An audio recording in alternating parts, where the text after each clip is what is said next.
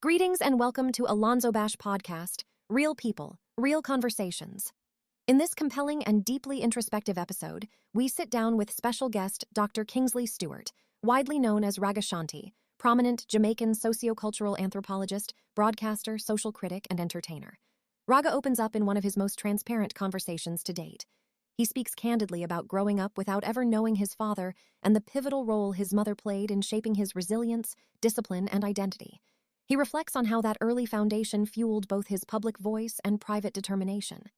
In this unfiltered dialogue, Raga also breaks down the real reason his show was taken off the air, long-standing misunderstandings and public misconceptions about him, the shocking life moment that changed his perspective forever, his battle with depression and confronting mental health head-on, the importance of education in breaking cycles and building legacy, why he made the deliberate decision to pursue his PhD, and what it symbolized beyond academic achievement. Raga explains how higher education became more than credentials. It became empowerment, credibility, and a strategic move to influence discourse at the highest intellectual level. He shares why knowledge and critical thinking are essential tools for social transformation, particularly in Caribbean communities. This episode goes beyond controversy and commentary. It reveals the man behind the microphone, raw, reflective, unapologetic. If you think you know Ragashanti, this conversation will shift your perspective. Sit back and relax. And once again, we welcome our new subscribers. AlonzoBash podcast starts now. Greetings and welcome to AlonzoBash podcast. I'm your host, AlonzoBash. And of course, man, today's special guest. Don't need no big city intro, man. I'm going to tell you something. This brother right here is a legend in the Caribbean media space, an icon, I would say, in Jamaica, media, radio, and so forth. Ladies and gentlemen, let's waste no time. Mr. Kingsley Stewart. I should say Dr. Kingsley Stewart, a.k.a. Ragashanti. Welcome. Greetings, man. Can't just call me Raga, man. No need for the doctor, But give that, that's one thing I admire about you, is the fact that, as you was in the Caribbean, you have a doctorate. Some people tend to, kind of act a little certain, what you call it, Right. bossy or whatever. But you remain humble and true to yourself over the years, man. And one thing I really, really admire about you. Right. And it is intentionally, sir, particularly because of that thing that you mentioned with the Caribbean. It is something that it's a residual convention that we have from our colonial background. Yeah, That man. is on stratification and thing and hierarchy and so forth. And Mhm. unfortunately, that residue is still there. Yeah, so true, so true. All right, so let's get into your story, man. So you're born and raised, I'm not too sure. Would I say Kingston, Jamaica? Yes, Yeah. correct. All right, all right. So what was it like, and them early days, your family structure and so forth. Mom and dad and so forth was around as a kid. No, never knew a father, just my mother. And it was what we refer to as, straight ghetto life.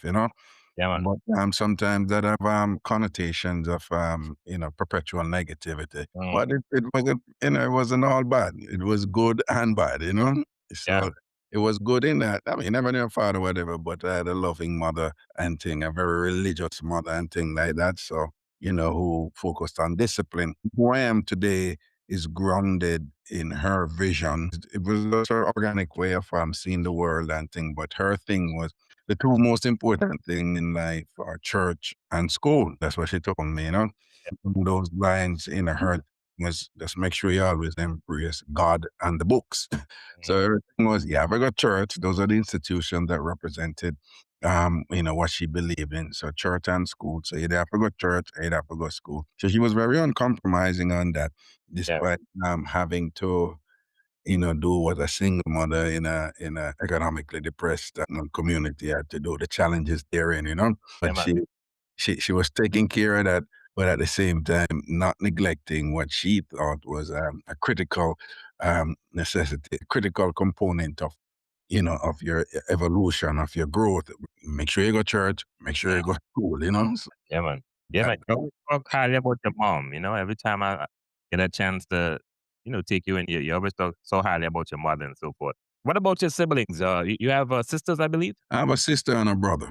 Okay, okay. Yeah. Oh, The brother is in Jamaica and the sister is here in America. okay, nice, nice. So where exactly in Kingston you grew up? What community in Kingston? Right, yeah. We You know, we got to go. Let me see if I can. I don't know if I can pull down mic. I don't know if is it bothering you? Because sometimes I have a little feedback, and sometimes that's Yeah. a consequence of the volume. Yeah, it's a little loud. It's a little loud. No, no, no, no. I mean, I hear a look. So I don't know what I want. I don't want it to bother you. I'm still, I'm here doing the interview, but I'm still Yeah, in the zone that I am usually in. With. hey, this happens. This trust me. This what happens when two creators get together. You want to make sure it's perfect. It's a little loud on your. So yeah, just remind me of the question just now. Yeah, where exactly in Kingston that Kingston is a big place. You know what I mean? So, Yeah, unfortunately, my mother moved a lot, a yeah, lot, a lot. But there were some areas that we spent yeah. um a longer time then, and those areas was initially we spent a long time in Waterhouse, then we spent a long time in Southside, and then we moved from Southside and we went to an area of Jakes Road, between Jakes Road and Longstown Road. I look at Woodmiland community at that time. Then we went back to Southside, and then we spent a good amount of time on a road called Henderson Avenue, which is between Waltham and Olympic Road, which is Mm, in another interesting area. And then outside of that, we lived in other places like Rollington Town. We lived off another place off the Waltham called Julian Drive. A lot of Jamaicans know that. And okay, so, okay. but we moved a lot, but it was mainly water What and now? outside that we stayed the longest. Because we even move out of South and then go back and move back. Because we lived in good South. I will move out and then we go back and live down at South again. Right. Nice, nice. All right. So what was the schooling like for young Raga? Primary school and so forth, Yes, Yeah. we went to a school after Walter when we live in Julian Drive. I think it was called St. Paul Basic School, something like so. And then, I went to Copper and Pen, all age down is 3 miles. The bossy name for it is Coburn Gardens. And then you left this and then I go Calabar all age. And Mm, then passed my common entrance in my first choice. I passed out of grade 5 and went to Calabar High. okay. And then after that, I went to Stony Hill Heart Academy, the first ever Stony Hill Heart Academy for Mhm. 1 year. Yeah. And after that, I came to the United States and finished schooling up here. Went to a community college for a year, Northwestern Connecticut Community College, then went to Vassar College for 4 years and did my undergraduate degree there. And then from there, I went to the University of Connecticut, where I did my master's in counseling and psychotherapy, my PhD in anthropology. And of course, many years later, in 2020, in the middle of the pandemic, I went to law school and Mm. graduated law school in 2023, a jurisprudence doctor in law and became a lawyer. So that's basically my schooling. By the way, I went to the Jamaican National School of Drama for 3 years also. Okay. Well, that makes some sense. Yeah, yeah, I'm a performer. Yeah. Very impressive, man. Very, very impressive. Very, very impressive, man. Yeah, very, very impressive. All right. So what was before I move into that, man, your mom is no longer with us, man. I'm sure she's smiling above that you really took your education seriously, you know? Yeah, it was a big deal for her. Yeah, man. Yeah. What was Raga like as a teenager growing up in Jamaica? I mean, in retrospect, I realized I had some incredible insecurities and thing, and at the same time, I had a lot of fun. While I was at Calabar, all age was quite. Them used to tease me and go, "Duncan was old." I mean, I laugh about it now, but back then it was quite traumatic. And unfortunately, it at that time it affected my self-esteem being Yeah, man. teased in that way. And of course, again, those are residues from our colonial past where Yeah. we were blinding aspects of ourselves that are African, derived, African in nature. But that got me in a lot of trouble. And what was, significant about that was that the people, some of the people who loved me and were caring for me, Yeah. they were not equipped, they were not equipped, to deal with it. They didn't have a knowledge base how to deal with that. Yeah. And so I kept going down the rabbit hole. They'll take me, then I'll end up fight, and then me stab them up with plastic forks and so forth. And then it became that something is wrong with this boy. And and when you're a child, you don't really know how those things are impacting you, but they are. So Yeah. being told that something wrong with him, he's violent. With me, I was just fighting back, you know. I was just, you know, cause I was always a little warrior, you know. So I was just fighting back, so just living in that existence where for years you have to be fighting and thing. And then they ended up sending me to psychiatrists. Oh, really? Wow. Because something was wrong with me, the school, you know. So they were telling that something is wrong with you. And then my mother, being a religious woman, Yeah. she thought that dope on me. And whatever. Just imagine a child in that space. It was Yeah. quite confusing. But at the same time, I play marble, me I can pop a lick in a sand pan road, me a Yeah. stone mango out a tree. I Mhm. was having fun and thing, you know, having fun on my sports day and thing. But psychologically, it was impacting me in a kind of negative way. And then when I went to high school, I Mhm. had a similar thing there and just felt displaced. Just wasn't centered in any way. I ended up running away a lot. That was when I was in high school. I ran away a lot and just took it to the street. And that's where I had a lot of learning in the streets and got in trouble and thing. And unfortunately, yeah, jail and them thing, the police stop Yeah. and thing, living in the street as a, you know, them time they talk about, 9, 10, 11, 12, you know, around them age. It was a very young age, you know. Wow. So it was pretty rough them time there and things. Graduated high school, went to Stony Art Academy and then got in trouble there again. Yeah. Went to Stony Hill jail because I was in boys home by this time. Yeah. Yeah. And came back on the boys home. Then they transferred me to the Homestead Place of Safety because I was given two children. That is what we called young prison at the time, you know. Wow. And Wow. I stayed there till I was 18. And then when I was 18, I was released into the care of my then aunt, lives in Augustown. Yeah, And man. that is when I enrolled in the Jamaica School of Drama and, attended that for 3 years. And then while I was there, one time I smoked some spliff with Yeah. brethren on our regular spot and thing. I just had this moment of epiphany, you know, and, one of my then teachers in Black Ellis, he was the first person I heard explain our life, the lives of Jamaican from an African perspective Yes. Yes. Yes. in a way that immediately it was a moment of epiphany. It just immediately answered all these feelings of inadequacy that I was, you know, the confusion. It just cleared it up right there. And I was just like, so why nobody never know this? Why a black am never come hear this from? Why we doing this? I'm gonna split and thing.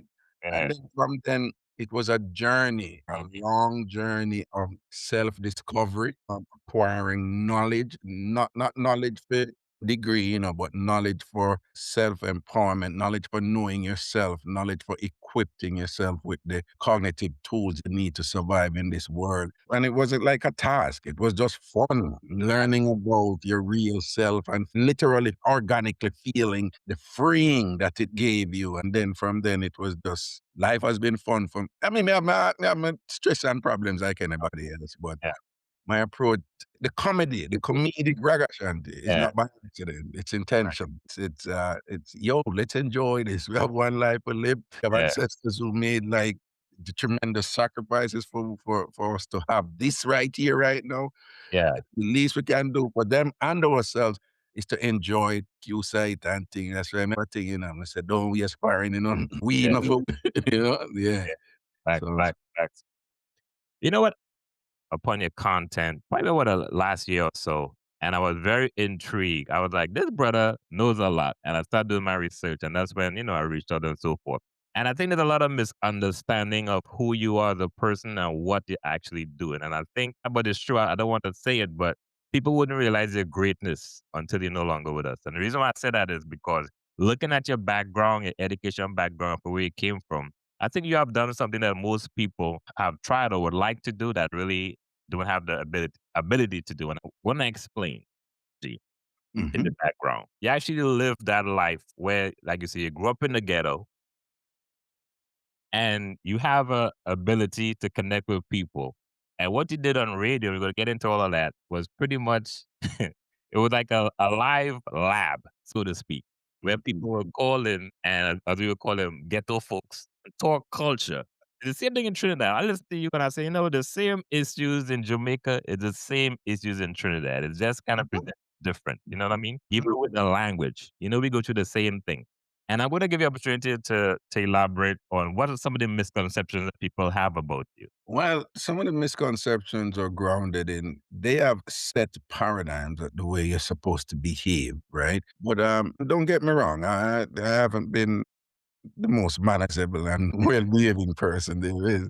And at times, I know, just like anybody else, I'm growing too, and you make mistakes and you learn from them. Yeah. But in terms of the misunderstanding, is that you have these people in Jamaica who are grounded in that same hierarchy, colonial hierarchy that I spoke of earlier. Yeah. And with that, with each level, there's the way you're supposed to behave. Mm, Again, determined by the previous colonial hierarchy. And some of those are self-defeating and they're depreciating and so forth. And naturally, I am one of those who resist them, and I don't buy into it.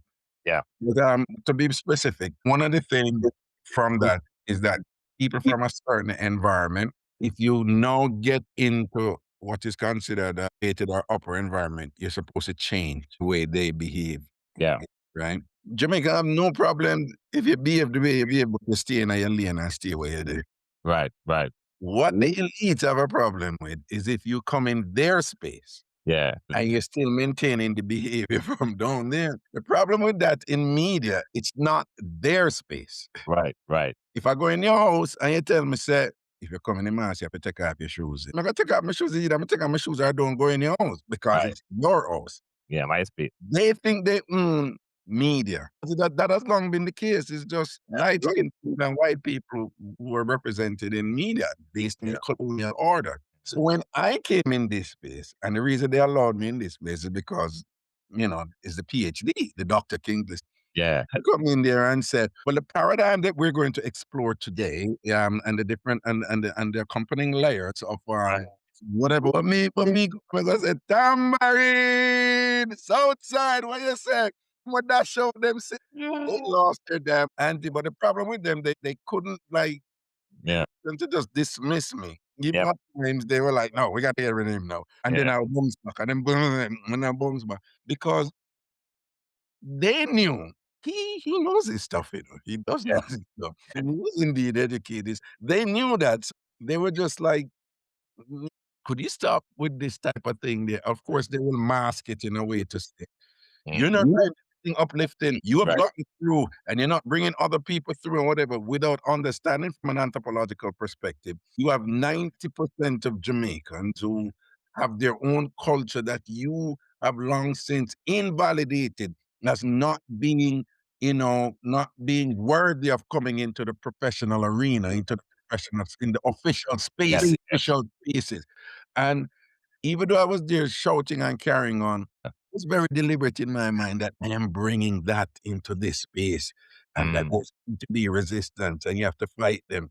And one of the ways to do whenever you're making some changes, if you can do it through comedy, if you have that skill, do it that way because then it's you're more likely to get in easier because they would think it's something harmless. He's just joking Right. or when you're Yeah. doing what you're doing.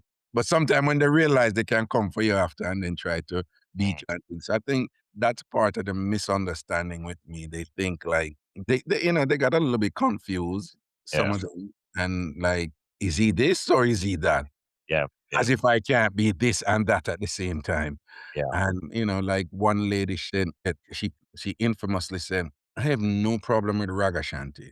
When I was on the radio station, that was at the University of the West Indies, where Yeah. I was lecturing at the time in the Department of Sociology, Psychology, and Social Work, Mm. and Social Sciences, and I was Yep. just on the radio station. Yeah. So they knew I'm a lecturer, they knew I'm, qualified and thing. But me on the radio, they on tambourine, and you never wind after something and thing like that. So her thing was, I have no problem with Ragashanti. Uh.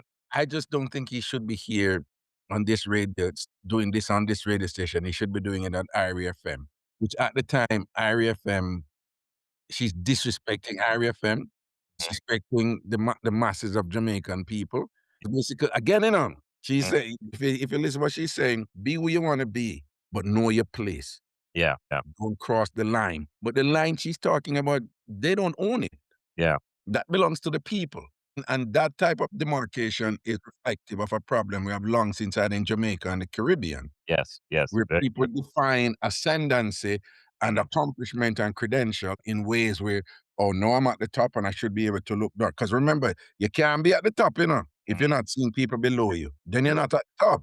You have to be seeing people below you. That means that you have some people must know them place. Yeah. And I refuse to know my place in that regard. And I refuse to and I was insistent on letting people know that this official space of media, where certain people have long since been denied admission. I was just trying to let the Jamaican people know in an indirect way that no, you here. Yeah. You own this. This is not a private house or whatever.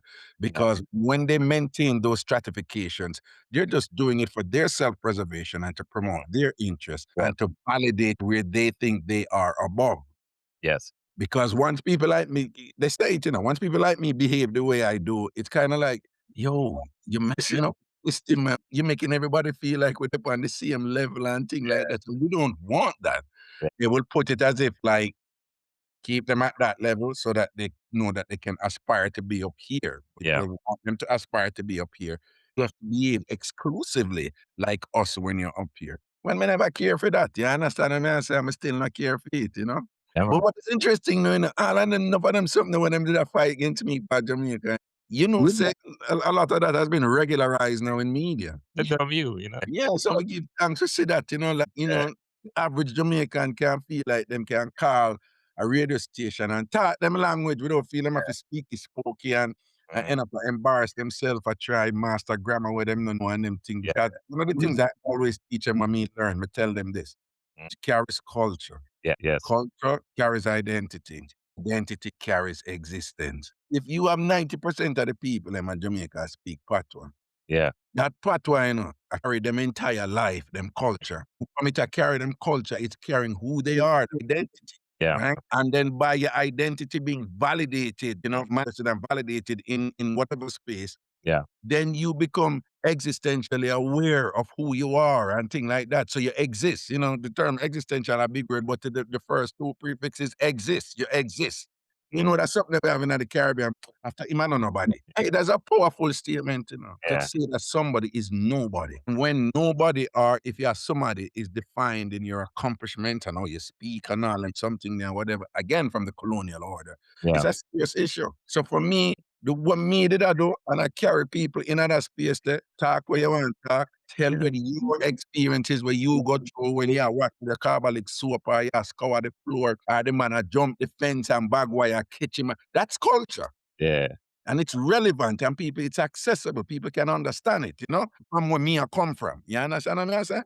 Yeah, man. Yeah, man. I remember really like that, Yeah, man. I remember reading an article. I believe it was the Jamaica Observer, and the content pretty much was saying that Raga seemed to have a split personality. That's what I'm saying, right? Yeah, You see what I'm saying? Okay. yeah. It says as a professor or lecturer at the university, when he gets on the radio, is like he's a total different person. And like you say, a lot of the uptown folks wasn't really pleased with the way how he was quote unquote conducting himself, or call it lewd behavior. See what I'm saying with them, though, with the split personality. There is a particular way you're supposed to behave if you're speaking in standard English or the subject matter is reflecting a so-called upper echelon of society or whatever, or you're speaking on a certain level about, I don't know, what GDP or the economic imperatives of this or that or whatever, and thing like that, right? Yeah. And then you have the other thing with them not really like and believe that that's supposed to be in certain spaces. That's why they must have split personality. But it's not a split personality. Caribbean people by definition are multimodal. Caribbean people by definition are, the term used in academia is code switching in personality. Yes. We had to do that for hundreds of years. It's a generational thing come down, right? When you bring people from another continent and you bring them over and then you're imposing this thing on them with the most vile punishment if they do not comply and things like that. So they still have their identity inside of them. And now you're in this European thing on them in a foreign land where you, the European, don't even come from and where them not come from, Jamaica or the Caribbean and things like that. Yeah. So Caribbean people, they call it syncretic identities or syncretic religion and so forth. So it's a natural thing for us to be able to code switch identities. You know, Mhm. we're really good at it. Very, It very good at it. they exist harmoniously. But, you Yeah, know, these people would want you to be one-dimensional, yeah, and the one dimension they want you to be is the one that they validate, which requires you to invalidate the core you. yeah. They want you to only be a branch of who Mm, you are and not be the root of who you are. mm, You understand? And yeah, there's always been resistance to that, as was the case with me. But mm, not but the way I did it, you know, in terms of methodology, was through my programs. And my thing is if I could engage you, you know, to be yourself, that would mean empowering the people from the space that I came from. When them came to me, me reach them, I mean, I bring up people, they were fatally wrong yeah. because I was indeed bringing up people into a space that they have long been denied. Yes. Media. When I grew up, the black people at the pan, first of all, TV sign off 12 o'clock. And a white man named Dennis him we see and be white people. And then the people in the media, they're all brown people. Yeah. Never in the media when I grew up and thing, right? And it's changed. Yeah. When you were at the University of West Indies on the radio, that was the first time on radio? No, I was on a station called Hot 102. Okay, okay, okay. And then before that, I did that. I went Hot 102 was the first time I hosted my own program on radio. Okay, okay, But then before that, I did multiple interviews over. That's how they came to know me in terms of when I got my master, bachelor's, masters, and things like that. okay, And okay. I was doing interviews, and I tend to be, you know, I tend to be a little performer, you know. So Yeah. they tend to remember me somewhat and thing, because I'm a little colorful, I should say. Okay. So how you got into the media space? I know you're into music as well. So was it music first, then you got into journalism type thing, or was it how that introduction came to you? No, well, I got into media from they were just doing interviews, Yeah. and then you had a program called Man Talk then. Mm, Very popular program, again, one that connected with the masses yes. and program that discussing Mantalk, and it was hosted by a lady called Christine Hewitt, Mm, and the producer was and then now Dennis Howard had, said to me, like, "I want you to be a guest host." Some of the Mantalk shows when Christine Hewitt yeah. couldn't do it, and that is how I started doing, like, hosting stuff in media, hosting Okay. programs in media. Yeah. And then when Christine left and thing like that, I was doing that. I was the one hosting the show, Okay. man, on TVJ. And then after that, I got into radio. And the first person to give me my own radio show was a lady called Andrea Messam over Hot 102 when Antoinette Horton was leaving her morning talk show program. Andrea Messam said, I think you do a good job at this." And Yeah. that was the first time I hosted a show in media 102. Okay. So when was the first time, you decided to the first well, it's a multiple question. So I want to break it down like this.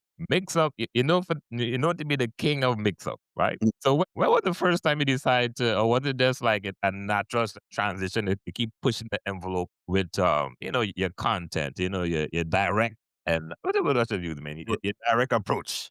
Right. Whatever you're doing, whatever field you decide to pursue, I have a formula, right? Yeah. And my thing is, it's 5 steps. I'm not getting into the 5, but just know that identify something that you like, eh? Yeah. Right? Mm, Something that you can do or whatever, what your strength is and thing. Then identify, then figure out what the fundamentals are of that thing, mm, and then figure which arena it is you need to do it. yeah. And then you get in it and do it. While you're doing it, just keep practicing the basics. No matter, you could be Michael Jordan, you could Yeah. be True. constitute the foundation and the root. And you have to don't lose sight of the basics, right? Don't Mm, lose sight of fundamentals and everything. You have fundamentals in hosting, in yeah. media, Mm, fundamentals. In crocheting, they're fundamentals. In running, they're fundamentals. In writing, they're yes. fundamental, right? But then once you learn the fundamentals, which is important in anything, master them. You have to make them like second nature that you don't even have to think about it. You can do. Yes. But it's important that you do all of that. After you do all of that, there's two things that are very important for success in anything: imagination and creativity. Because that is now going to differentiate your product in a way that nobody else can do it. Yes. That is important. That Mhm. is where originality, that is where people can imitate you, but they can never be you. Yeah. right? Yeah, true. If you can imitate Barack Obama, there can never be another Barack Obama. Yeah. You can imitate Michael Jordan, but there can never be another Michael Jordan. But you can evolve into your thing. Yeah. Kobe Bryant imitated Michael Jordan Yeah. extensively, but Kobe Bryant evolved into his own, successful brand through his own creativity and stuff that he did himself and so Yeah. forth. Mm. So I applied that to what I was doing, and I realized that after I covered the fundamentals of broadcasting in a show, it was a standard fare out there. Everybody had do the same thing. It Yeah. was you talk about politics, all Yeah. the talk shows, it's like you had to talk about politics. That was it. Mhm. And I was like, no, Yeah.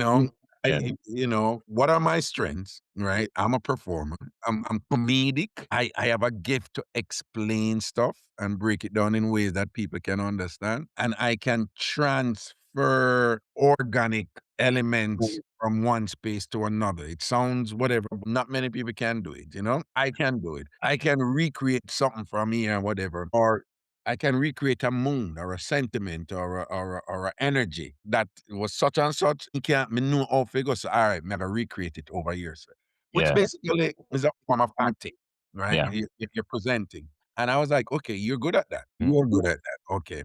So what you're gonna do? So I was like, I'm gonna change this talk show thing. But I'm somebody else, I'm just make a deal. And I said, I'm going to do it in a way you cannot do it in a way where it's irrelevant to the people. Mm. It must be relevant to the people. When people hear it, they must organically feel a connection. Identify. And I was like, so basically, I was like, work with your strength. Don't try to be what you're not.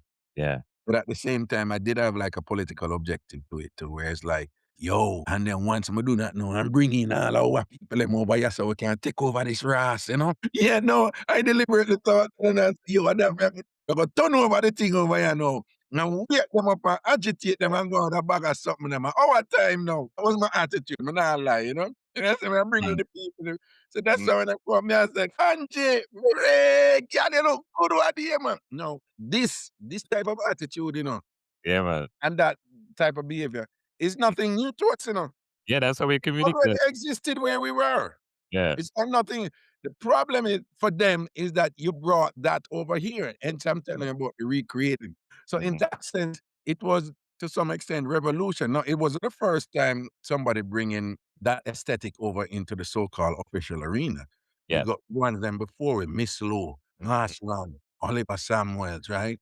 Dulcinea up on radio. We heard that voice, Yeah. but they never really hear it again like when me did bring it with. So in that big up Barry G, who All bring right. some of that over before we, and lay it for we, big up the ones them who set it for we and things. So we not Lego that and thing, but so me was just like another real, another button, button layer. Yeah, man. And then my style now, me bring it over. So, and then the show, people thought, sometimes people that talk to me and they act as if like it was all me. And what I'm trying to tell them that, yeah, there was some revolutionary components about what I was doing in terms of media and waking it up. Yeah. But Mhm. it wasn't any genius thing in that, in certain regard. It wasn't anything genius. All I did was I brought working class Jamaica, the fun working class Jamaica to Yeah. radio. That's all I did. And at first they were keeping it out. And I brought it on radio, and people were like, whoa, this is nice. And then now you have all these other Jamaicans who don't live in those areas. Some of them have never been there all their lives. They know we're hearing this and we're like, wow. So in that sense, it expanded Mhm. and people didn't feel like they were an outsider anymore because them can call Raga show and talk up the things them and talk about the dirty boy or the careless girl Raga or whatever. When, Real when life, man. when you're doing these things, you're gonna get some resistance in fight. Yeah, man. Um, you had the foresight. How you the whole tambourine thing? What came? How you were able to incorporate that into your show? Where that came from? Right. I grew up. My mother, like I said, we had to go to church, but it was really two type of churches we went to. We Mhm. consistently went to the East Queen Street Baptist Church, Yeah. which was a formal European church, not as formal in its theology as like the Anglican or the Presbyterian or whatever, were more associated with the elite class. And then so the Baptist Church, in my opinion, is the European church that straddles that borderline between the formal European churches, the Presbyterian, the Anglican, the Catholic, and so forth. The Christian churches that have stronger African retention, such as the Pentecostal, the Church of God, and them some. But the Baptist was right, in my opinion. I could be wrong, was just right there. So my mother loved the Baptist church, but she was also a revival. Okay. And then revival now is like Afro-Christian forms of worship, and tambourine is used. So I was used to the tambourine. I was raised with the tambourine. We used to the tambourine amongst other things that Yeah. are African in nature in the way we worship growing Yeah. up. So one time we were doing so jokes was a big thing on my thing, mix up. Right, Yeah. mix up and joke. And by the way, mix up is multi-layered, in terms of its nature. You have Yeah. serious mix up. You have mix up. But we did indeed emphasize the comedic part of mix up. And so one day a good mix up come in, man. And we just ball out and say, tambourine! Which I don't whisper that a tambourine right there. One Yeah. of my listeners, boy, she Yeah. did and gone. Sister Peggy, who was Yeah. living in Rollington town. She had listened to the show, get up, put her in her clothes, jump on bus, take the bus to downtown Kingston, buy tambourine, the tambourine them we grew up with when I thought Yeah. the most one them, we thought the goat skin and the Yeah. way it needed. Buy the tambourine, take our next bus, come all the way up to the University of the West Indies in New Start 93 and say, here say I want tambourine, it's a tambourine here. Wow. No, all the tambourine, then the tambourine stopped, and then from then it was just like it became synonymous with Raga. And I hear people all over with it, like if anything good happened, then we say tambourine. Yo, you still have that tambourine from Huh? you still have that tambourine that was gifted to you? No, that tambourine they did break up. Me buy several after that, and even them come up here, me buy some of them bossy one them, but then can't manage our thing. Then can't manage our disrupt. When we go Jamaica next, me go look tambourine for buy it. Yeah, man. Yeah, man. All right, so we talk about the tam. You got the tamarind family. I guess you call it tam. Yeah, Tam Fam, which is an abbreviation for tambourine family. Yeah. Yeah, man. Yeah, man. All right, so before I get into that, I want to ask you this question: what's the craziest mix-up you've ever heard? Jesus. I know I've heard a lot over the years. Yeah. The first one to come in to mind was from probably our greatest mix-up teller. Was a caller named Seki Bakami. Now, I mean, she got that name from a mix-up too, she gave us. But she gave us a mix-up, a woman and wash. Mm. And then this is not to disparage woman, I'm just telling you like a crazy mix-up. Yeah. Like the woman and wash, she said, and the woman bring out her dirty clothes then. I probably shouldn't be. She bring out the dirty clothes them and thing. And when Seki tell it nice, hands are hold on it. And the woman must turn me. I want drunk her fly down and take out one of the woman underwear and a bite up the underwear. And when I say I want to go on this, so I want to find this and go over. I want to get into the details, but just so you know, it was just Oh, like man. that's a all of fame mix up because remember I said drunk or afraid of people, and if the drunk health compelled, that's something like going from health over there. Yeah. And one time Seki come now and say, yo, you have this well-known politician who we know in a Jamaica, member of parliament. Apparently, him a born him wife, Yeah. and a swipe a lady. You know what swipe mean, right? Yeah, man. Yeah, man. I'm a swipe her, but they look like the swiping are going good. And be a ball out, she a ball out, and I swiping. The neighbors, them are hearing, I said, Jesus Christ. Yeah. But then I said, I'm not rating because you're second. No, I Yeah. want to rate her. I don't know when I'm going to put him out this because she a bun side right mango. And I'm like, what? And Seki said, bun side right mango. And I said, what that? Yeah. Seki, you know, like say, you know, bun side right mango. And I'm like, no. And Seki said, you know, some mango drop off a tree and nobody don't want that and them not eat that, but sun just burn it on one side cause it stay there. Yeah, man. And them time they tambourine. No, say, no want the bad. Jamaicans are very colorful and performative, find joking at everything and whatever. So that was the energy. Oh, but we have a lot of all of fame mix up, bro. Yeah, man. Holy. Yeah, look. And that was the other thing too. In our communities, we're comfortable discussing matters associated with sexuality. Yes. In the so-called pristine class, and anything to do with sex is forbidden. They don't talk about sex and whatever. But as you know, sex is very much a part of life. Not only it's a part of life, it plays a huge role in many of the choices we make, True. it influences politics, power. I Yeah. don't tell you that it influences economics. Like sex and economics go hand in hand. Economics is influenced by matters associated with sex. Like it influences religion Yeah. and things whatever permeates so much of what we do. Yeah. But the unspoken rule in Jamaica: don't Mm. discuss sex. Yeah. Yeah. Don't discuss sex in official open places. It's just an old school thing, a old school hypocrisy Yeah. that comes from colonial Britain. You read or watch the movie Dangerous. Yeah, did you watch that movie Dangerous Liaisons? I've heard you talk. John Malkovich and Glenn Close and whatever. I always Yeah. tell you that movie because I think that movie captures Victorian and Elizabethan hypocrisy as it relates to sex and sexuality. And Yeah. those themes are very much active in Jamaica. And so Mm. Jamaica is a highly, highly, highly, highly sexual space. Jamaicans are into sex big time. And at the same time, it's not supposed to talk about or be discussed. Yeah. Yeah. And but it's mitigating everything we do. On my show, we discuss that. We laugh about that and whatever. A lot of people, that was just like a daytime shock. Yeah. I heard We, somebody. we, we reveled in it. Yeah, I heard someone reading again, and someone had mentioned that that show should have been at nighttime. Like late at night. So, Yeah, because they just think that once you touch sex, it's not supposed to be there, and the kids are hearing about it, and da da yeah. da da da. It's how you talk about it, yeah, man. And look at that now. Look at what's going on now with social media and whatever and all this thing now, and it's available 24/7. Yeah. And don't they learn to navigate around it and make sure so and so and so. That's what you do. Yeah. Yeah. Right? All right, like I say, you got the Tamarind family, Tam fam. What's some of your I know you have fans from day one to present time. Now you're big on TikTok and YouTube and other things. What's some of your early fans, man, that have been there from the beginning to now?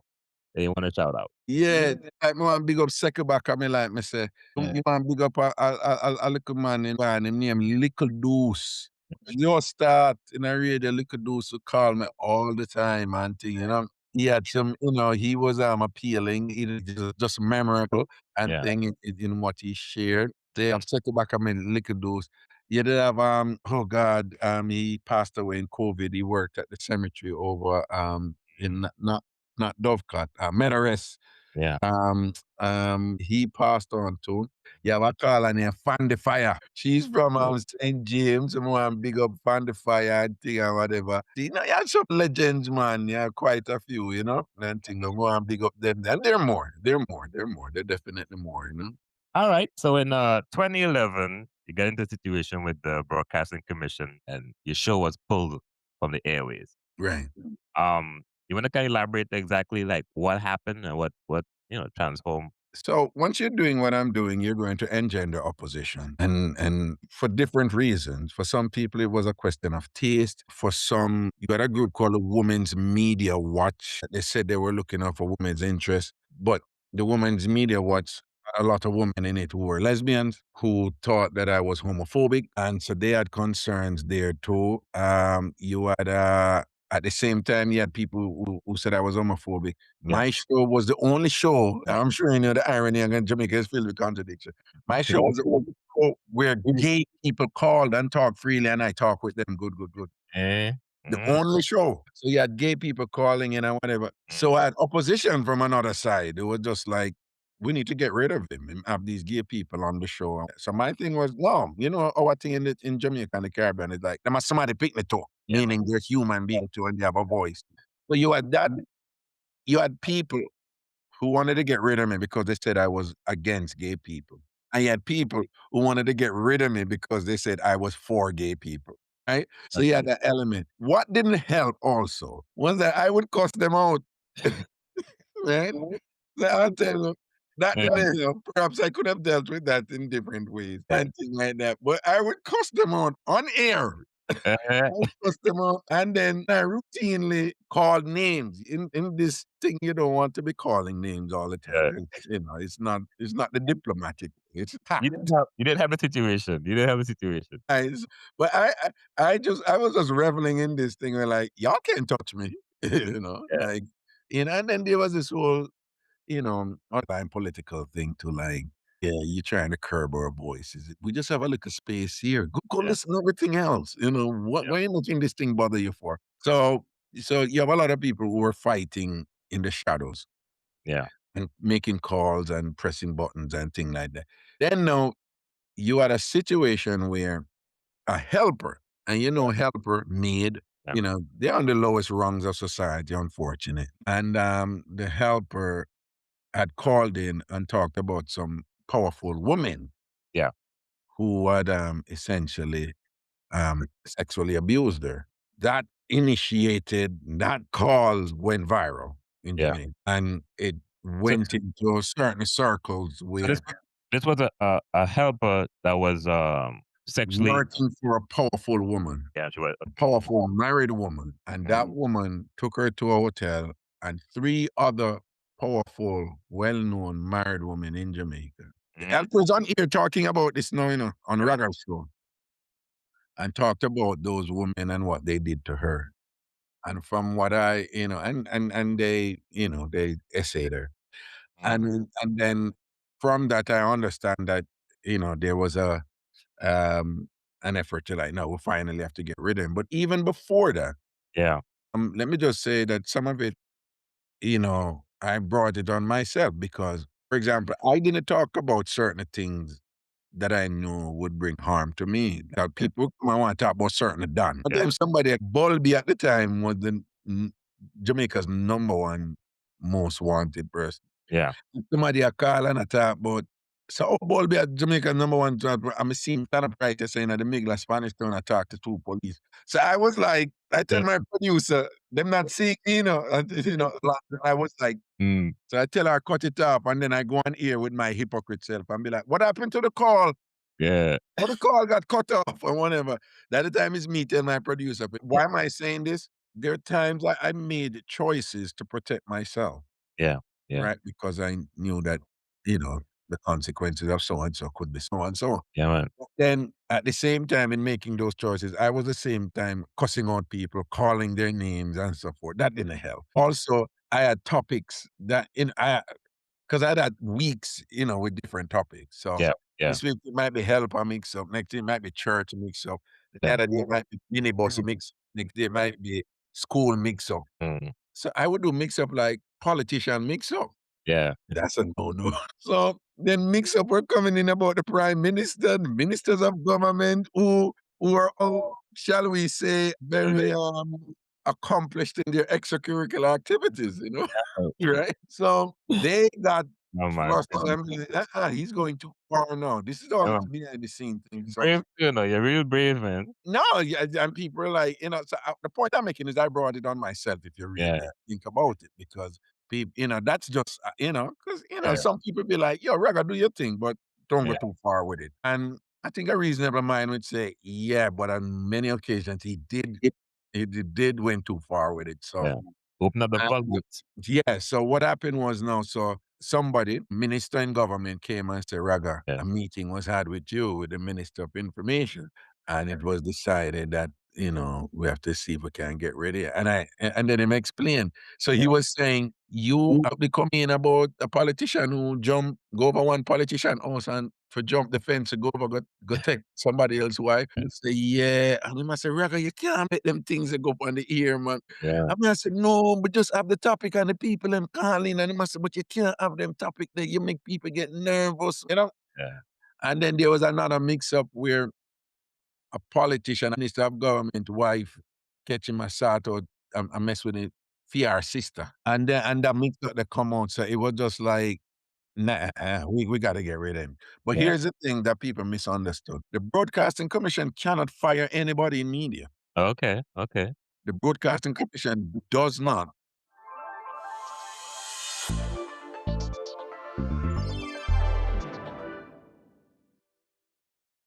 Pardon the interruption. Now a word from our wonderful sponsors. Imagine floating on the Chesapeake Bay, waves gently lapping, stress melting away. Now picture this, a spa but make it nautical. Welcome to Be Well Boats by Floating Needs. We're not just boats, we're floating sanctuaries of bliss.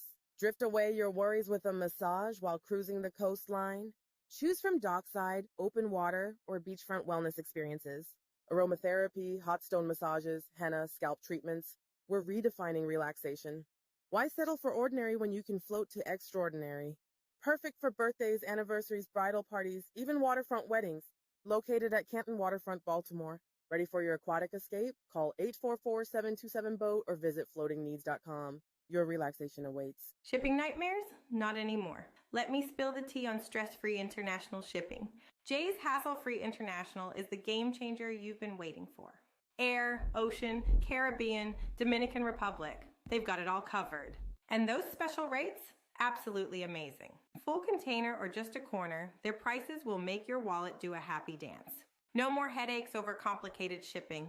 Just call the shipper lady at 443-927-5816 and watch your worries vanish. Trust me, once you try Jay's Hassle-Free International, you'll wonder how you ever lived without them. Wave goodbye to shipping stress and hello to smooth sailing. Serving Pennsylvania, Delaware, and the DMV. Remember that number, 443-927-5816. Your stress-free shipping journey starts now.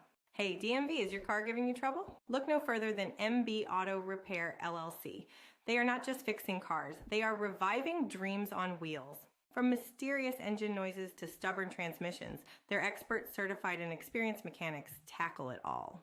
From oil changes and maintenance, brake service, tire service, etc., affordable pricing with transparent quotes. That's the MB Auto difference. They are fast, reliable, and honest. Don't let car troubles stall your life. Swing by MB Auto Repair LLC. Your vehicle deserves the best, and so do you. MB Auto Repair LLC, your car's new best friend in the DMV. Call today 410-444-0500.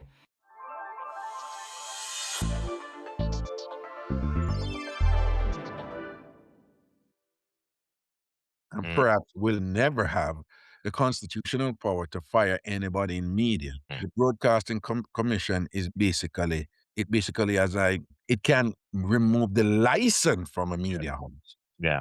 But the Broadcasting Commission can say to you, we have a problem with Alonzo, and it has to follow certain rules in doing so. And then if Alonzo keep on a get problem, the Broadcasting Commission can say to the station, and if you keep this, we're gonna take away your license. Yeah. And then the station now would be pressure now into firing you. Got a broadcasting but the main reason I was fired, and it wasn't like fired, the program pulled. And one of the big misunderstandings here with the law, with the pull, the one that was really pulled was that I went on air and I said, people, because I made a decision to leave. I went on air and I said, people, this is my last show. Yeah. Right?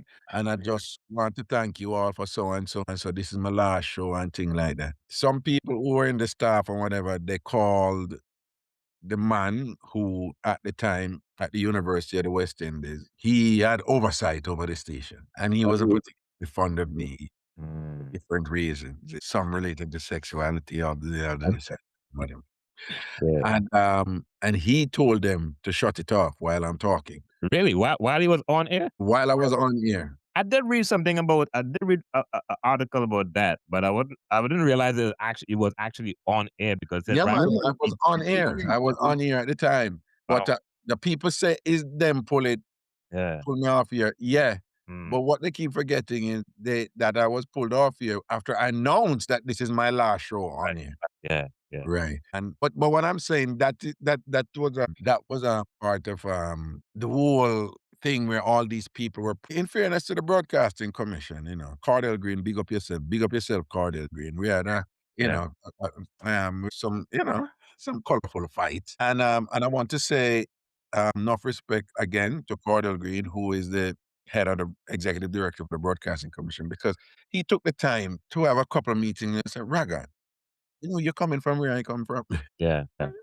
Because I thought he was calling me for meeting to BS me and whatever. And he was, Raga, I have a job to do.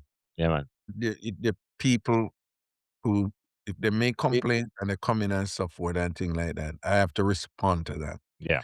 And if that means that I have to make certain calls against you, I'm going to do it. But I don't have anything against you. Like, why you can't do this? So he was being reasonable. Yeah. He said, why you can't do your thing in a way where it's less likely that the people are going to come to me for come after you. I want to say enough respect to Carla Green for that, because before that, Me give it to him too, you know. Yeah.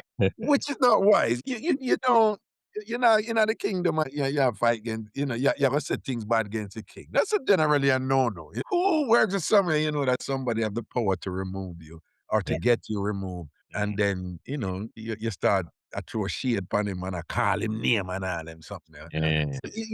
That's not a good idea. So so with all that pressure coming on and thing, it became a thing where Raga is too much, man. It's too much. He's got no chill. That was what led to that. And then I went and formed Tambourine Radio. Yeah, man. Yeah. Mm. Started my own little entrepreneurial thing. You know that I was the first Jamaican ever to go live on the internet with a show in media. And he's Really? the very first Jamaican ever. The only entity that was on the internet before me, in media entity, was Irie FM, which you could have paid a subscription to listen to Irie FM on ME. And so it wasn't a person, it was a radio station. I was the first Jamaican ever to go on the internet with a live show. What I did was I started Tambourine Radio, and I was like, we have to figure out a way to do this on the internet. Yeah. They had a thing called Ustream. Ustream. Remember Ustream? So I was just like, this is what we're gonna do. We're gonna use Ustream for audio only. And people are like, you can do that? Why not? Because it's a radio station, but we're going to use a radio. Yeah, they're like 2010, 2011 times. Yeah, them days. Them time the YouTube na take off your time and something there, And thing I always say, any of me did that, like, after YouTube do I start them thing, any of me did start them time there and stay on. Would I reach now, No, man, would I reach now, man? Millions and millions more than it. Well, but man, I definitely got to give you credit, man, because you have really, really took control of your brand and evolved over the years using, like you said, the internet, using the social media platforms. And no shade to you, grown man, you're a big man. I call you a senior, but you're a big man. A lot of older folks, I would say a lot of grown folks, kind of haven't really understand or know how to really use social media and the internet to their advantage. And you have done a really great job doing that. Give thanks, give thanks, give thanks, give thanks. Because you know the rule. Fundamentals are important, but success favors those who adapt. Yeah. So you have to find that, you have to always find that sweet spot where when it's speed is important, when you need to jump on this, or when it's like, no, don't jump on everything. Don't think, with speed, with this and that and that and that and that. And how much of the innovation should you integrate in what you're doing? And then you have to see if there's a best fit for you, even when you're doing that, And so it was fun and challenging to figure out some of that. You still make mistakes, and you see how the technology, you see what's going on with AI now. Things are just moving fast, and things, so it can be overwhelming for some people, Yeah, man. Well, you mentioned AI. What's your view on AI? It cannot be ignored. Yeah. Right? If you're a farmer, is it over there? It's you still have some room to not pay too much attention to it right now. Yeah. In terms of what you need to accomplish with it. But I mean, it's everywhere. Yeah. But if you're in technology and you're ignoring AI over here, just through neglect, you're guaranteeing your non-existence and your downfall and being left behind.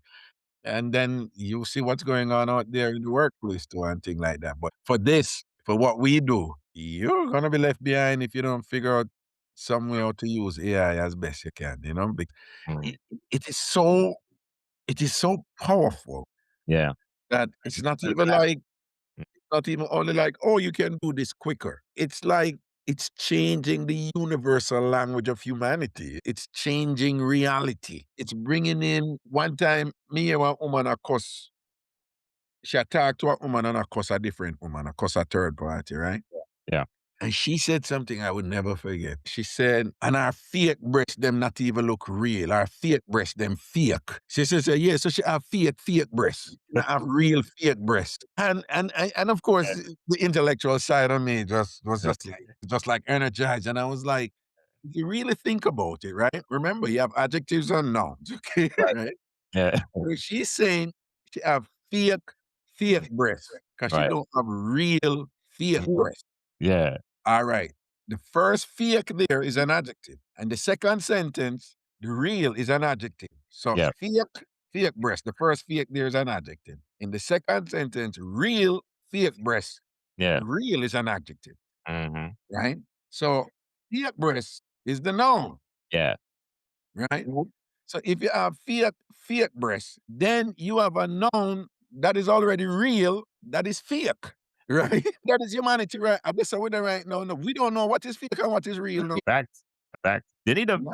I believe moving forward, they'll have to have disclaimers saying that this is an AI or, this has been, something for people to differentiate between what is human or what is real or what is even factual. None of the social media sites are requiring that you do that. Yeah. Instagram and them say you must identify it and thing. But what I'm saying outside of that, when you hear women saying, yeah, we can't get any man right now, them just want the dolly woman, them, the fake woman, them. Yeah. And that aesthetics driven and thing like that. So they're saying, but the man, they must say, well, it's fake, but it's real. Yeah. I enjoy it more just by the way it look Yeah. and thing. So, people doing all these things out there, like what's the future of natural? Yeah, man. What's the future of natural? Would natural have a space out, to be appreciated and thing like that, Me, no, and all these things, it's crazy. Yeah, it might switch, but natural stuff will be more expensive. I say it might switch, whereas things that's natural is gonna be like way more expensive or premium. No, what do you mean by that? That is the case right now. I don't know how old you are, but when I was growing up, we never have a debate between what is natural and what, because everything was natural, Yeah, true. right? Yeah, Now you have to pay more for vegan food. yeah, true. I Yeah, was yeah, it's already here. true. Back, Yeah. back. Like natural is the unusual in some circles. Yeah, Mind you, we have to be careful because that is what is going on in Western societies. You go to other countries all over, they're not having this debate. I yeah, go to countries in Africa, they're not having this debate because natural still reigns supreme over there. Even in some countries that people travel, like Thailand, yeah, natural still is strong in Thailand. Ghana, natural is, they don't even, there isn't this in the street about it because everything is just still natural. yeah.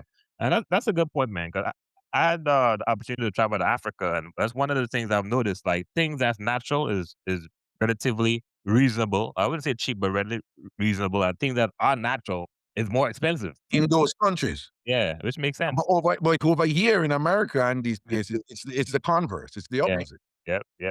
It's the natural. And then now them all have fool with no, a lot of stuff over there that they claim is organic. It's not organic. So I want to talk about music. You're an artist as well. Some people may not know, but you have a big collection of songs: Titanic Ball, Answer Nutmeg, Wet Bread, and so forth. What? Songs. What are those? Songs.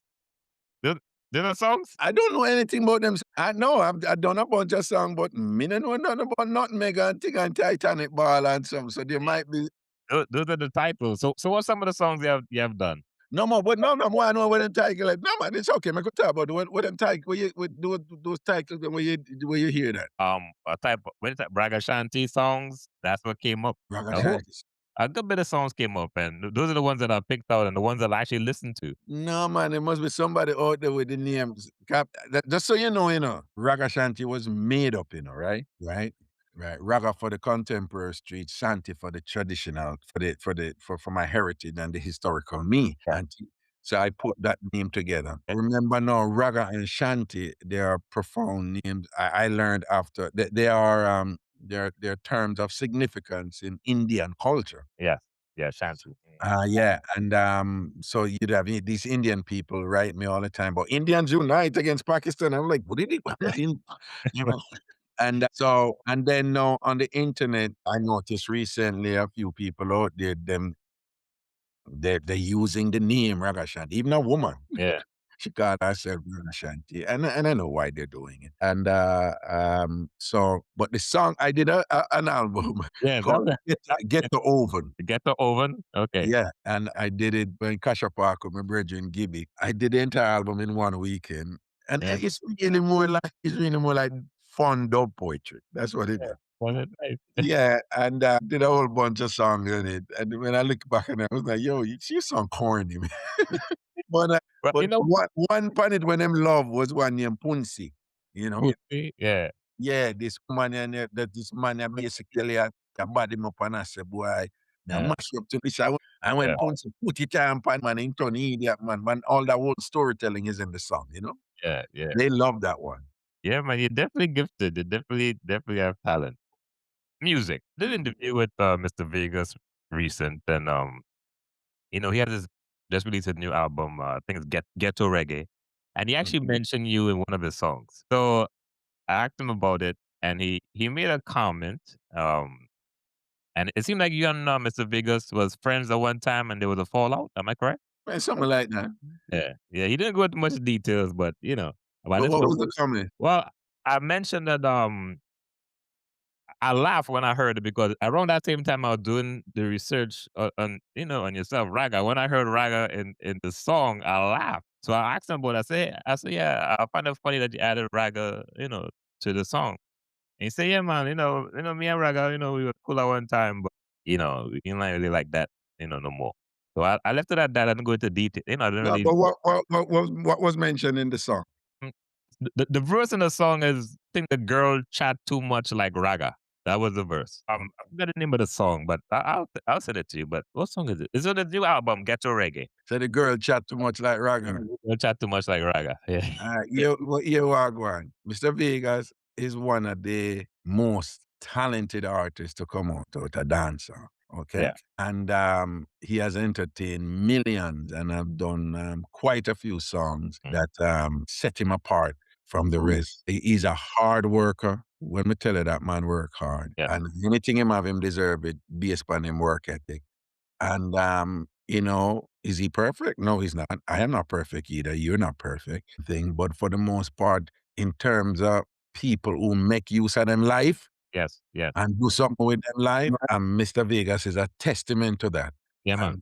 And there are elements to, his persona, Yeah. that people can adapt or adopt to make themselves, to improve themselves, upgrade themselves, to make themselves better and things Yeah. like because he too is coming from very humble Yeah. circumstances and Yeah. he too has faced a lot of challenges and significant obstacles, Yeah. where that, other people face those they would have given up or they would have, Yeah.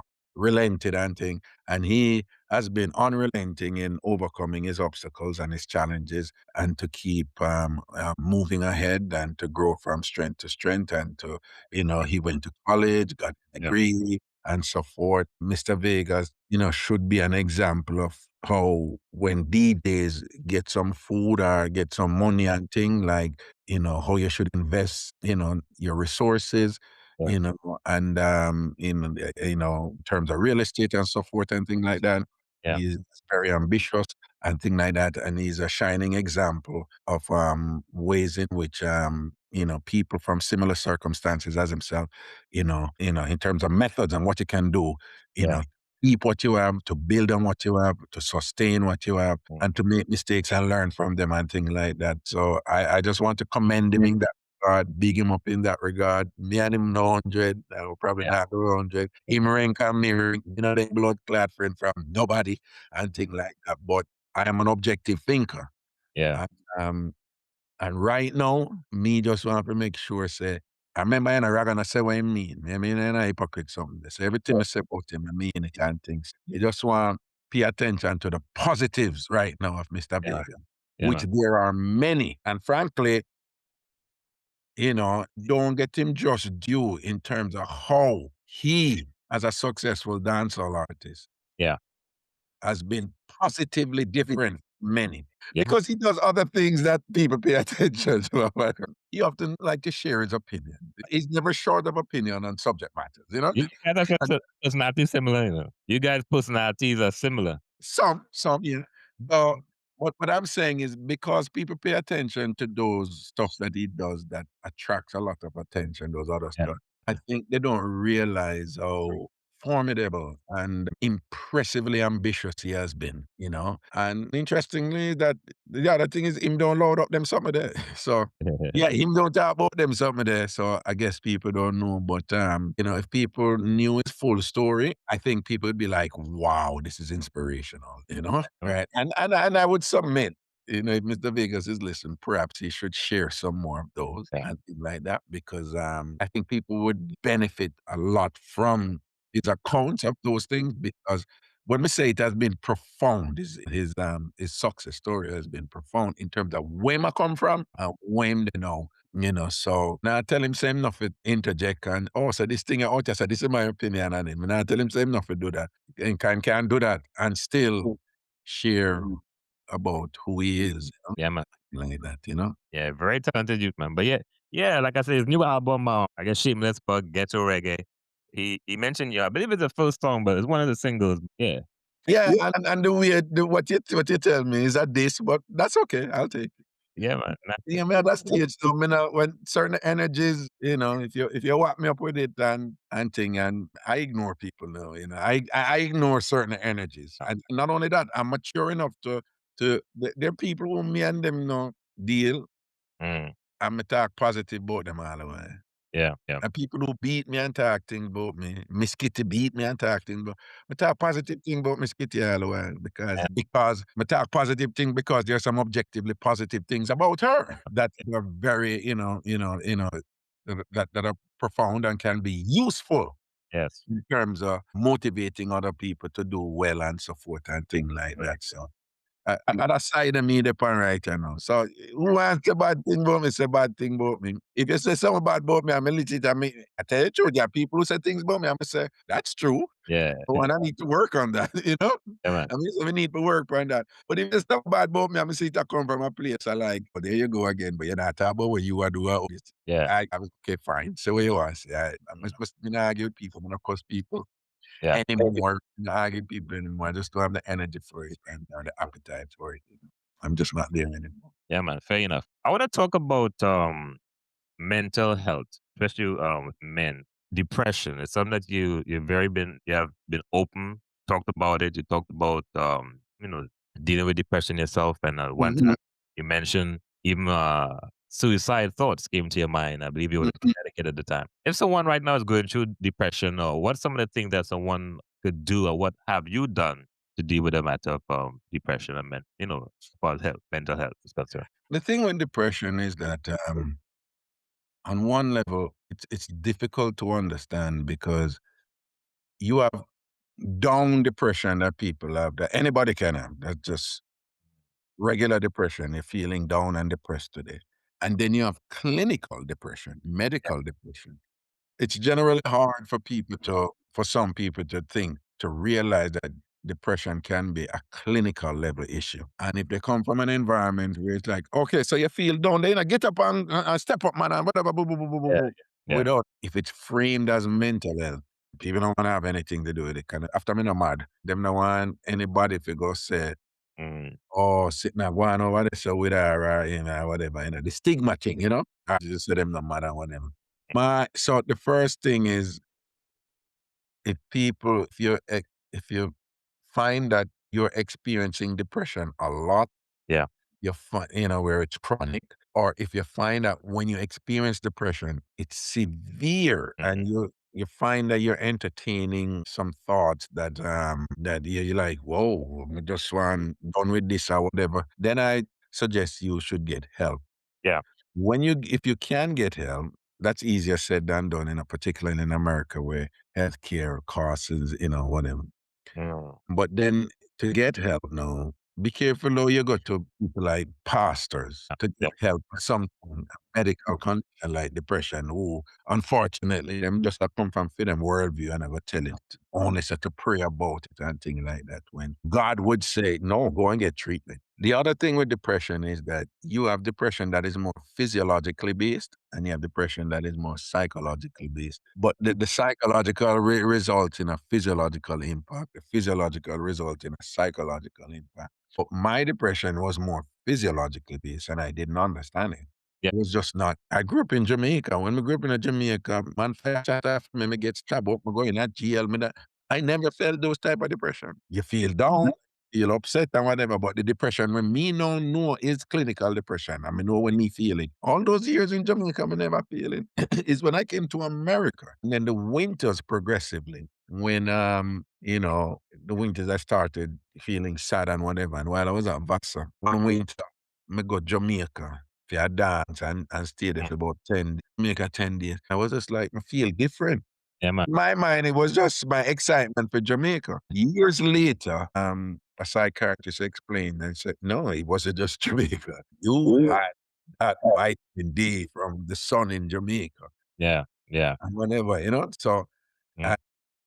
and whatever, serotonin, the neurotransmitter that regulates mood Yeah. and things like that. So I'm saying that vitamin D, it does what some of these people, when them take pills up here to do. And I'm Yeah. like, are you serious? And I'm like, yeah. Yeah, Him man. say, you there in a winter and you depressed. And Mm. you have SAD, which is an acronym for seasonal affective disorder. Him say, you don't even need a pill, If you're on a Jamaican stay there for like 2 weeks and still, that will hold you. Yeah, And man. it's true in my tell. Yeah, it's true. It's true. I could buy that. Yeah, facts. Yeah, yeah. But it got crazy for me one winter, and I went to a really terrible breakup too. So there, external factors can trigger the physiological reaction to it. I went to a terrible breakup already had that there, so it exacerbated it. Yeah, man. But what was good for me was that fighting spirit in me, because Yeah. even when it came upon me, and what I tell people is that whenever I hear people say, "Oh, I'm never kill myself," that 9 times out of 10, them people, them not gonna do themselves. Yeah. Yeah. Them run about, I wanna kill myself or whatever. They ain't gonna. If you hear people say like things like, "I just can't bother to go on. It just don't even make any sense to go on anymore," or "I just don't feel anything for this world anymore," or when people talk like those are the ones you need to be careful Yeah. Yeah. Yeah. because those ones they don't announce it. Mm. They don't go there and time when them feel like kill themselves or whatever.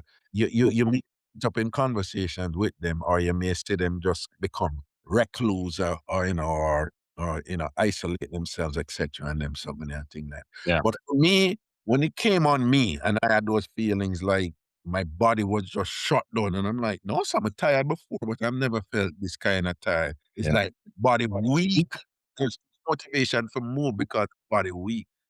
I am getting and I'm engaging in that introspection. I Yeah. said, "No," and then I realized I start to think like, I don't want to be here anymore. I don't want to be here anymore. But what was good for me, there was a duality to it. Mm. There was Raga standing outside, observing the Raga feeling this. And so the Raga standing outside was saying, "We are there. You forgot to, no, Yeah. serious." And I I said, agree "No, with I you guess I there. cannot be. Yeah. I go through worse in my life. I consider them thing or whatever. It's something wrong. Yeah, man. No, me I go get help. Me I go get help. Yeah. Help. Lot of us, especially men, Mm. we don't get to that point where we say, I need help. Yeah. Not only that, it goes against our Caribbean character to say that. Yeah, man. Yeah, because if you say is we're conditioned to believe it have this connotation of weakness, Yeah. this. You're foolish, this and thing or whatever. And get up and go, boy, but you need help and you go Yeah. like gala, whatever. Them look weird and them look something. But for me, I was like, I need help. Yeah, man. Then at that time, I was in the grad dorms at the University of Mhm. Connecticut. Yeah.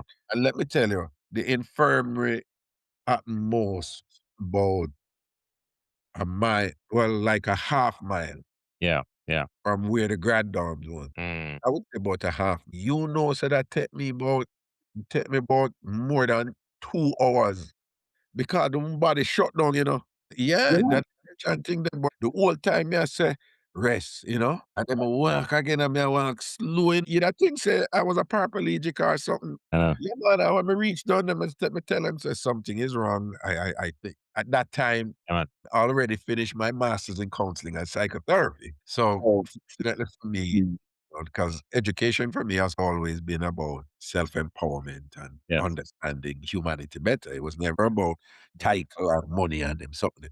Yeah. And so when we reach out, I just me tell the lady say something is wrong, and she's like, "Okay, we're gonna do some blood work and things Yeah. like that and Mm. whatever." And she said, whatever. I said, my body just shut down and I don't know what it is. And I'm having thoughts that or whatever. And right away, she said, you may need to see a psychiatrist, but we have to do the blood work first just to rule out. So they did all this extensive blood work and it was like nothing came up. So they sent me over to the psychiatrist. They sent me Yeah. over to the psychiatrist and we'll go through whatever.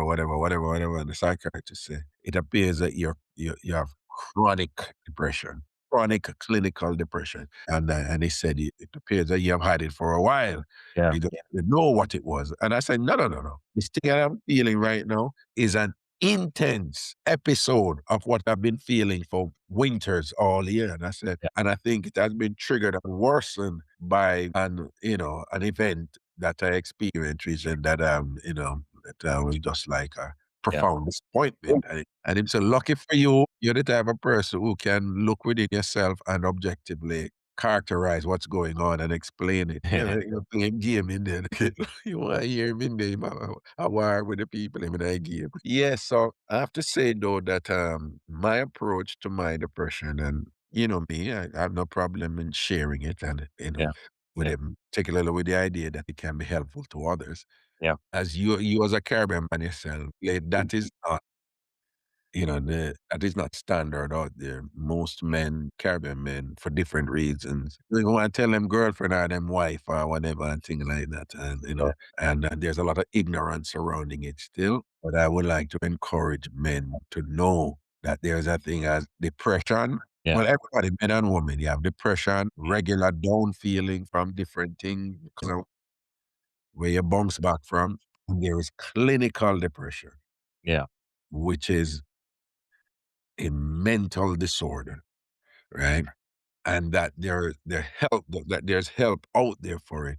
Unfortunately, with depression, most of the help is you have people who listen on a phone or listen at church or whatever. If you think your depression is severe and you think that you're thinking about you have self-damaging thoughts, Yeah. etc. I would encourage you to some of you people work have a health plan and don't know that they under the health plan them can go and get professional counseling with them for depression with the appropriate confidentiality maintained. Nobody don't have to know your business. I think some people don't even know that yet because they don't even think like that. Right. They say, oh, the health plan, I broke my foot, so on, so on. But yeah, you have health plan where you can get help for mental health and things like that. Just for an example, I'm just saying, can people look past on them people Yeah. who can be good for some relationship issues and so forth and things like that. For stuff like clinical depression and things like that. I know someone are gonna vex to hear this, but you don't need to have clinical depression and then somebody tell you, oh, just pray about it. Yeah, man. Yeah. Now go ahead. It's a God that knows well themselves. Go help yourself, professional interventionist. True. Yeah, thanks for sharing, man, because I myself lost a good friend due to depression. It's one of them things, like you said, I never knew you. I mean, this guy he was one of the funniest people I knew. One day, he actually called me the night before and I missed the call. That's why now, every time I get a call, I always call back. But he called me, I missed the call, and I meant to call him back. And the next day, I got the message that, he took his life. Oh, So wow. I know it's something that it's in our community, a lot of men don't really talk about it, but it do exist. Because, Mhm. I believe we all live the life that's in different cycles. Look at Robin Williams, one of the greatest comedians ever, and Mhm. was suffering from severe depression and took his own life. Yeah. All these people out there who are unfortunate examples of it. And be careful, of that person who you say out there who is a life of the party and funny all the time and you just think so they have it all together. Very often those people don't. Yeah. Very often, there's people where you sit the wait. One of the reasons they're like that and feel compelled is them people who always want people over them house, who Mhm. always want to go somewhere. Yeah. If them not go somewhere, if them not there somewhere interact with other people, Yeah. those people who are afraid of being alone, but them never say they're afraid of being alone. Just through their actions, you see they don't like to be alone. Those people who feel that they must necessarily be the life of the party. Yeah. Very often, what they're doing is overcompensating for their depression, and so it is like when those people end up doing stuff to themselves. It's some people are surprised about, but she was so long, like you said, of your friend. Wow. All right, Father Raga. This Yeah. podcast podcast is called 2000 Questions About Me. It's based on a book that I bought a couple of years ago. I'm not going to ask you 2000 questions, obviously, but I'm going to ask you to pick a number from 1 to 2000, and the number that you pick is going to be the question that's asked out of the book. December. All right, there you go. There you go. Boom, boom, boom. All right. Okay. Do you believe in fairies? Do you believe in fairies? I guess fairies, fairy tales, fairies. Do I believe in fairies Yeah. or fairy tales? No, I added fairy tale, but do Okay. I believe in fairies? No, well, the immediate answer is no. But I believe in playing with yourself, with playing imagination games. Okay. Could involve fairies or aliens or you living on another planet or you going to the core of Earth and becoming a fire god or Wow. I believe in imagining stuff that could include fairies and so forth. Yeah. And, being creative in your entertainment Yeah. that may include fantastic or fantastical elements, Yeah. that add to the story in ways that have their own symbolism or meaning within the story, but they're presented as a supernatural entity. You watch a Black Panther and it's so when he's talking to the ancestors and thing and whatever, it's a fairy tale element. It's a Yeah. fairy element. The ancestors are coming back as a supernatural entity, a non-human entity, giving you counsel and whatever and so forth like that. So I believe in that. So I deliberately do that. I imagine myself as a superhero at times. Oh, yeah? Flying. Yeah, I'm flying, doing good deeds and so forth. Yeah. That is because I'm an entertainer, I'm a storyteller, and that is what you do, But don't be so constrained by the rules of the supposed rules of Yeah. sanity and maturity that you believe that it's childish, Wow. to play Yeah. with supernatural elements and fairy tale elements and things. You just want to not get over there in a way where you think it's not real. Next thing you know, you're on the top of a building and be like, I believe I can fly. Don't do it. You will die. Okay? So these are you take your little excursions of creativity Yeah. into the supernatural space and so forth and things like that. But Well, people do that in smaller ways. No, they just don't know they do it. yeah. You ever see a Caribbean woman when she a clean? She's always talking to the things then. Yeah. But what you do your son, would Yeah. me never put you over so you reach over and say, Yeah. don't it. No. I think they do it in small ways and that gives them, a look of fun and sanity and them things. They have their own personal discourse. Wow, I wasn't expecting that answer from that question because when I first asked the question, I saw it and I was like, and this for Raga, you really did a good job breaking it down. For that, man, I'm gonna give you a bonus. As you, I'm gonna give you a bonus for another question. All right? Mm. Another question. All right. Yeah. All right, let's make it mischievous now. 69. Yeah, we'll see what I want for 69. But we'll see if 69 is as good as they claim that. You know what? 69 is kind of a serious question, but Yes, coming from you is a funny story. But have you ever had a health scare? a health scare.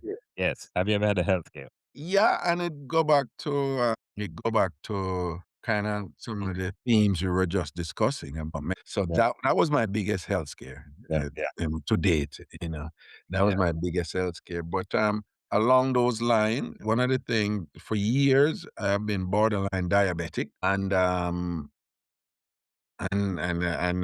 some time ago, the doctor says, "See, you just gone over the line now. So cut down on your sugar, cut down on your starch, and cut down on your processed food type of thing and whatever. And I had no idea. We tend to look at these diseases as being isolated, but our bodies are ecosystems, and everything is dependent on everything. Yes. So you may have a heart specialist or thing, you may go somebody a liver, but we need to understand that what happened with the liver, it affects everything. What happened with the pancreas affects everything. What happened with it? So once you approach things that way, then what the studies are showing right now is that the terminal illnesses that are out there, for example, what have they been survived? Why them terminal illness have been strong all along? Sugar. Him say sugar is the fuel. Find out for stuff like dementia, right? and certain cancers and whatever. The sugar been feeding them all along. But we grew up in a Caribbean where as soon as somebody's sick, the first thing we think about is like, get them some good food, man. Food feeding them good, man. I think and whatever. Yeah. Understanding that everything that goes into your body turns into sugar, Sure. right? So you have some better than some, but it still turned into sugar. And we consume a lot of starch. We consume a lot of starch, the rice and the dumpling and things like that, which was okay for us when we were so much more active in our Caribbean countries. Even if we're in the Caribbean countries now, every Caribbean country now you go to them have more cars than it was before, right? Yeah. So people move less, right? You have more people doing work online and sit down, like me and you sit down now. It's imperative so we remain active, Yeah. and watch what we eat and all them something that Yeah. so many of us have been conditioned to about this 3 meals a day. No human being needs 3 meals a day, but we were raised and told that we did. Yeah. No human being body needs 3 meals a day, right? And that's too much sugar in our bloodstream and things. So when me start check out this thing, I realize this thing is a serious thing where the diabetes thing impact so many of the other things. Yeah. Diabetes impact your prostate, People don't know that, them think them separate, but your diabetes impact prostate health, right? Yeah. So stuff like that. And so in terms of the health care and thing, for a lot of our Caribbean men out there, we know it go unafraid of them something they will do with colonoscopy. Yeah. I just had mine done early on last year. Yeah. Or recent. Do it for yourself and do it for your loved ones. You don't have to you don't have to tell nobody say you do it. If you don't want nobody know because you feel funny about it. Yeah. It's invasive, it's probative, and it is, for many of you, it's a breach against your Caribbean masculine sensibilities. You understand that. Yeah. But get it done Yeah. and take care of yourself as best as possible. You owe Yeah. it to yourself, you owe it to those who want you around, and you owe it to those who sacrifice so that you could be here, living, so that you can have life now. Thousands of our ancestors who lived through 400 years of this thing, generation after generation, and just do what them did have to do, to stay alive, so that you could have come out here and there, right? So go get your prostate test, go get your colonoscopy test, and get your heart test or and thing like that, and your vitamin D test and all of them, something there, your depression and thing, and take care of you. I remember Raga saying, laugh, learn, and grow. Laugh. Laugh, learn, and grow. And big up all Tam farmers, big up all Trini, and big up all Jamaica, big up all like Trini them when I like Jamaican.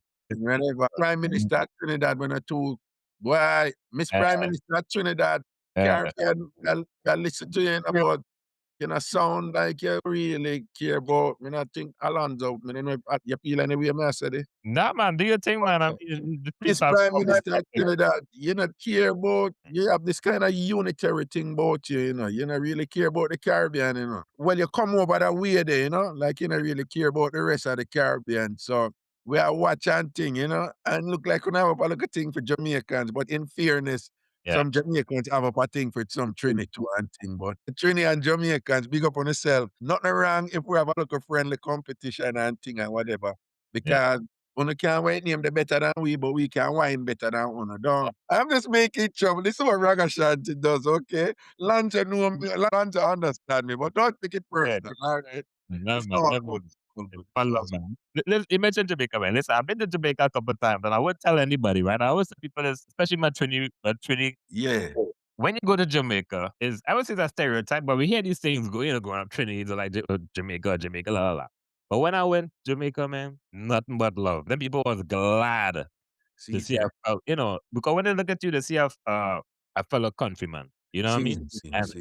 And Trinis love Jamaicans. You hear more dancehall in Trini, sad to say, than soca. You hear soca predominantly, of course, around carnival time. But outside of carnival, it's dancehall straight through. No, but a lot of Trinis have problem with that, Yeah, well, I mean, it is what it is. You know what I'm saying? It is what it is. Because once again, go back to what we were talking about earlier on.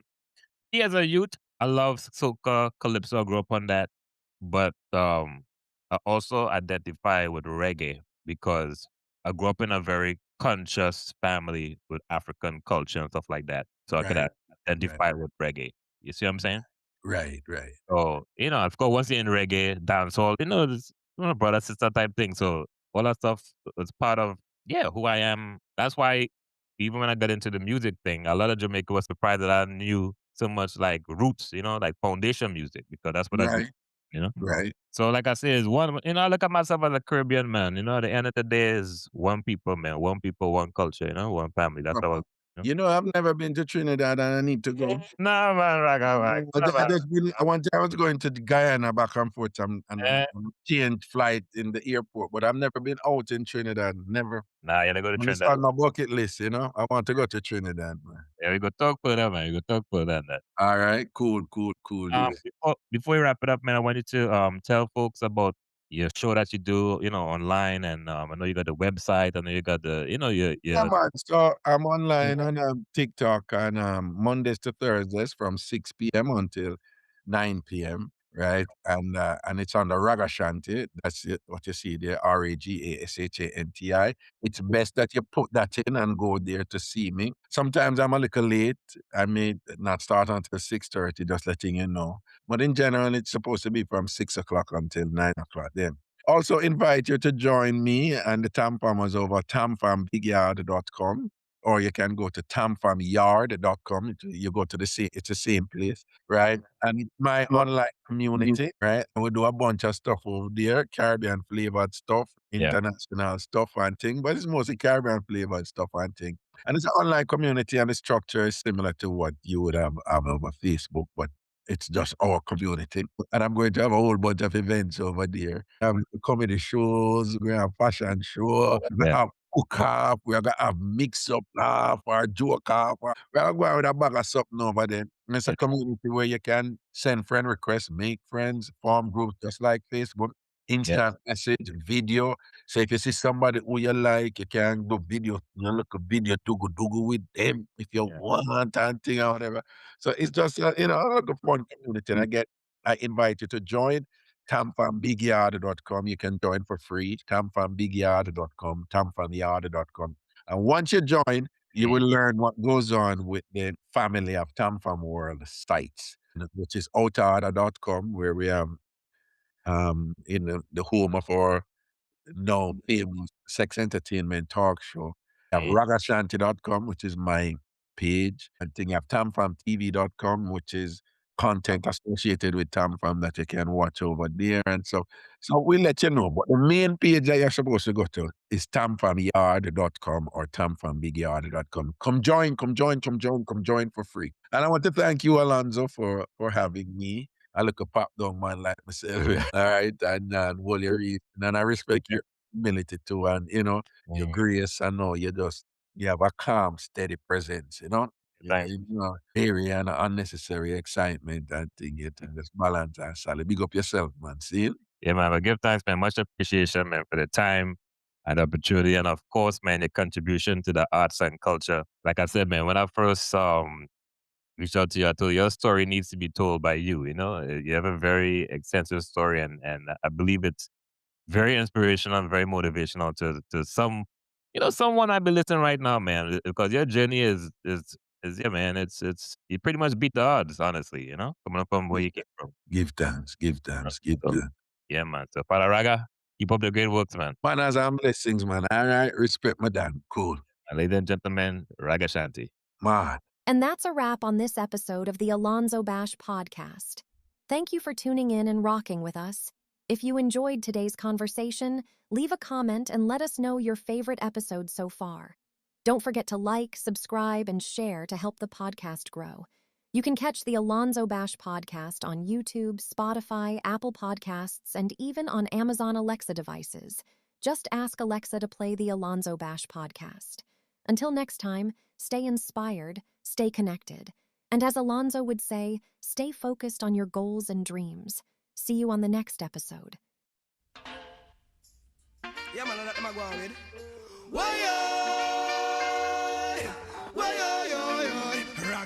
Raga,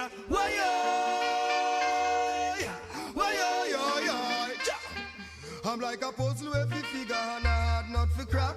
A real nerd digger straight from Jam Rock. Some call me dirty nigga to me carry me dreadlocks. A smiling on my face, I want to stab me on my back, but we no bow down. No, you must see mad, we could not do that. Foundation from birth, although the running slow. get to youths a fit jackpot. We know we life hurt. Where them say bow down low, you must see mad, we gonna do that. Foundation from birth. Although the running slow, get to youths a fit jackpot. We know we life hurt. Well, I say yellow Rastafari and I'm a flex. Yes.